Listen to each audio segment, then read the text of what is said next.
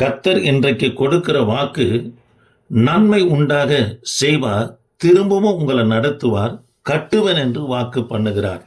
தேவ பிள்ளைகளே, எரேமியா தீர்க்க தரிசன புஸ்தகம் 24ஆம் அதிகாரத்தில் பாபிலோன் சிறையிருப்புக்கு யூத ஜனங்கள் போவதற்கு முன்பதாக எரேமியா ஒரு தரிசனத்தை காண்கிறார். ஒரு கூடையில நல்ல அத்திப்பழங்களும் மற்றொரு கூடையில மிகவும் மோசமான அத்திப்பழங்களை பார்க்கிறார். தேவ பிள்ளைகளே, இது யூத ஜனங்களுக்குள்ள காணப்பட்ட 2 மக்களை குறித்து, 2 பிரிவுகளை குறித்து எரேமியாவுக்கு கர்த்தர் அடையாளப்படுத்துகிறார். தேவ பிள்ளைகளே, அத்தி மரம் யூத ஜனங்களை அடையாளப்படுத்துகிறது. பாபிலோன் சிறையிருப்புக்கு போய் திரும்பி வரும்போது கர்த்தர் இவர்களுக்கு என்ன செய்வார் என்பதை குறித்து வாக்கு பண்ணுகிறார். உங்களுக்கு நன்மை உண்டாக செய்வேன், திரும்பவும் உங்களை நடத்துவேன், கட்டுவேன் என்று வாக்கு பண்ணுகிறார்.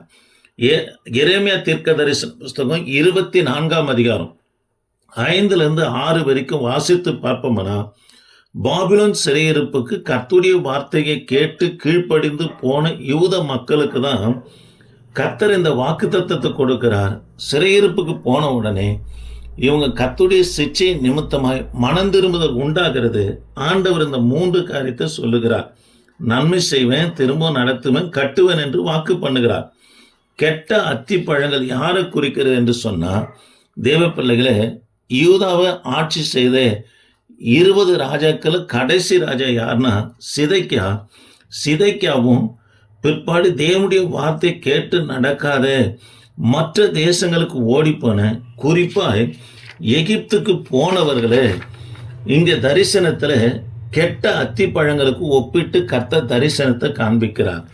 தேவ பிள்ளைகளை, கர்த்தர் பேசியும் நம்ம கேட்காம போவோம்னா தேவனுடைய வார்த்தைக்கு எதிரானவர்களாக காணப்படுகிறோம்.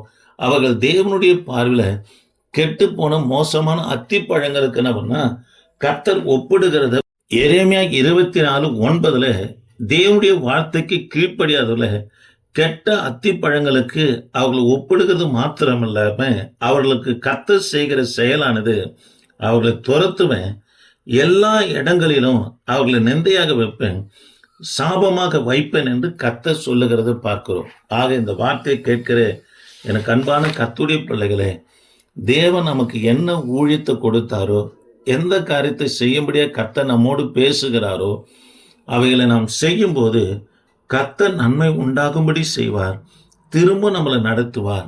ஆண்டவர் நம்மளை கட்டி எழுப்புகிற தேவனாக இருக்கிறார். உதாரணத்திற்கு 2 சாமுவேல் 11ஆம் அதிகாரத்தில் தாவீது பாவம் செய்கிறாரு. 2 சாமுவேல் 12ஆம் அதிகாரத்தில் நாத்தான் தீர்க்கதரிசியின் வாழின் வார்த்தையின் வாயிலாக மனம் திரும்புதல் உண்டாகுது. ஆமோஸ் தீர்க்க தரிசன புஸ்தகத்தில் கர்த்தர் சொல்றாரு, விழுந்து போன தாவீதின் கூடாரத்தை திரும்ப எழுப்பவன் என்று சொல்லுகிறார். ஆக இந்த வார்த்தையை கேட்கிற எனக்கு அன்பான கர்த்தருடைய பிள்ளைகளே, ஆண்டவர் பக்கம், ஆண்டுடைய ஊழியத்தின் பக்கம், ஆண்டுடைய செயலின் பக்கம், ஆண்டுடைய சித்தத்துக்கு நம்ம திரும்புவோம்னா ஆண்டவர் எழுப்புகிறது மாத்திரம் இல்லாம நன்மை உண்டாகும்படி செய்வார். திரும்பவும் முன்னிலைமை காட்டிலும் பின்னிலைமையில அதிகமாய் உங்களை நடத்தி செல்வார். அது மாத்திரமல்ல, கர்த்தர் உங்களை கட்டுவார். ஒருவரும் உங்களை இடிக்காதபடி கர்த்தரே உங்களுக்கு பாதுகாப்பா இருப்பார். கர்த்தர் உங்களை ஆஸ்வதிப்பார். ஜெபிப்போம். கிருபையே, இந்த வார்த்தை கேட்ட பிள்ளைகளை ஆசீர்வதி, தொடர்ந்து உமது கரம் இருக்கட்டும். இயேசு நாமத்தில் ஜெபிக்க நல்ல பிதாவே, ஆமென்.